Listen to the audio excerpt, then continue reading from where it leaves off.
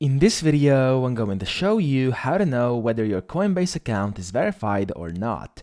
So this is actually quite simple. If you go to coinbase.com or open up your Coinbase app on your mobile device, anywhere you go or look, you'll see this thing over here which says confirm your info to use Coinbase. So it says your account is now restricted to withdrawals only. Financial regulations require us to confirm your info.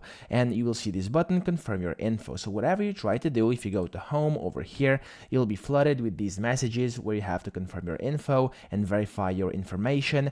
And if you see this, so if you see any of these pop-ups saying you have to verify your information, it means your account on Coinbase simply is not verified, and you will have to do it by clicking any of these buttons over here. So you can click here, here, here, or wherever, and after doing that, you'll be able to basically put in your ID and then all the information that's required, and after that, you'll be able to verify your account and use all the features on Coinbase. So that's pretty much it. I hope this video helped you out. If it did, please subscribe to the channel and help me out as well.